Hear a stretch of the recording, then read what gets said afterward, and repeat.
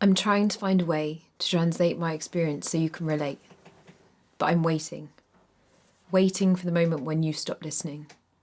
When you hear men and think I'm talking only about you and take it personally.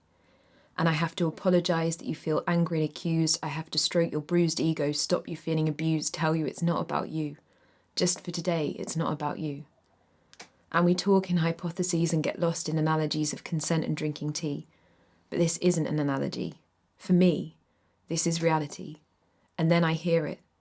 But how unconscious was she? And inside a little bit of me dies because you're already searching for anomalies. And the lines are drawn and the stakes are high.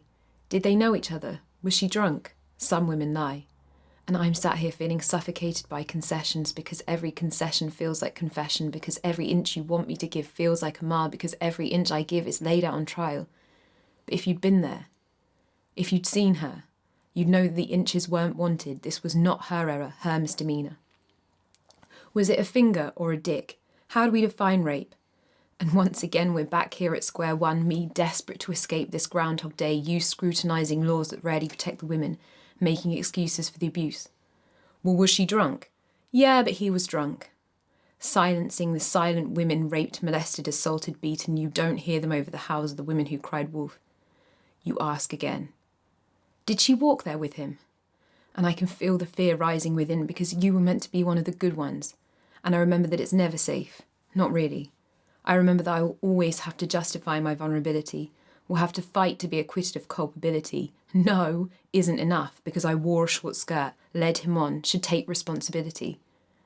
And I try to relate your experience of gender to my experience of race, to understand why you might be triggered by this. I try to imagine me staring a black person down, telling them they're wrong. I'm not racist.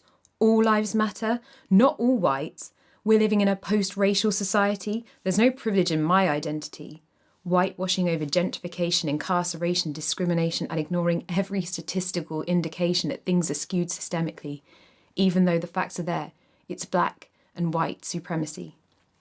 You dance around the theoretical while I'm drowning in experience. I tell you I walk down dark alleys with keys slotted between my fingers and you tell me you do the same and I feel sorry for you. I do. Because we both know this inequality isn't good for either of us. And you're white and you're male and you're straight and the world is full of rocks and hard places, but I'm falling from mine and I'm calling for help and you can't hear me. I don't need you to catch me, but some solidarity, some empathy, some understanding would break the fall, believe me. And then we're back here again, full circle, looking at each other and you say, but it takes two people to get there behind the bins. And the uneasy feeling grows inside me as we discuss degrees. What is rape? I take a deep breath, and here I am, once again, laying myself bare and reliving it all as I say, I've been raped. And I wait for you to ask me as loved ones have if I'm sure, but you don't. Thank you for that. And you listen as I calmly tell you the story which I've told very few because I didn't want the label or the judgment or the scrutiny of people like you. I take a deep breath and edge forward. I was drunk, which is an instant -10, but he'd pour me drinks, which adds 10 on again. I lose 10 for going to his home, but claw back 10 because I didn't go alone. What was I thinking going into his bedroom? -10. Or kissing him, surely sex was assumed? -10. When he pushed me onto the bed, I backed away. I said no, but I didn't push him. When he pushed me onto the bed, I backed away. I said, no, that's 10 plus 10, but I didn't fight him off, didn't shout for my friends, so I lose them again. It happened so quickly, it was a blur. I was wearing a dress, we kissed, so tell me, how do I score? Do we deserve this? I wait for your judgment on my agency, my accountability. I wait for your reaction to my 20 minutes of action. 20 minutes. 20 minutes is a fantasy because in truth, there's no end to this rapacity. The waiting for periods to come through, the waiting for tooth and lines to turn blue, the waiting in lines in hospital queues, the waiting and wishing and hoping and praying that none of this is true, having to see his face again. Tired bodies carry loads heavy with secrets, tired bodies feign illness to hide the sickness, tired bodies battered by anger and fear, tired bodies battling back tears, hearing the immortal words, it's not legal here.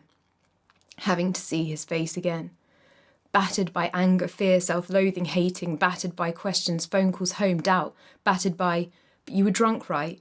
On a night out. Pseudo-choices, form scans, the fate of a tiny life in my hands, the months of being tested for HIV while uneasy nurses question me about my TOP. Long lists of women waiting to be seen, to be ticked off, discharged, dealt with nervously. Our hearts break, but we don't. We go on rebuilding our lives while supporting yours. We're strong, dodging victimhood while this sport leaves us fighting on life support.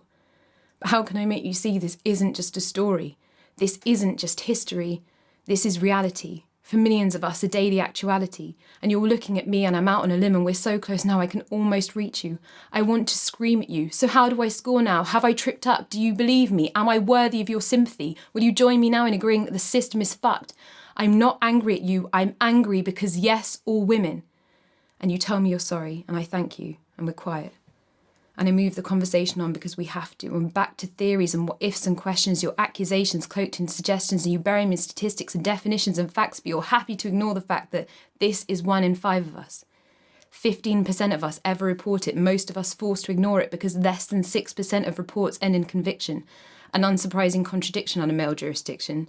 So you'll forgive me my frustration that we're here again at this junction, talking about the consequences rather than the cause, teaching women not to be raped rather than men not to rape. And I'm sat here, stripped, naked, laid bare.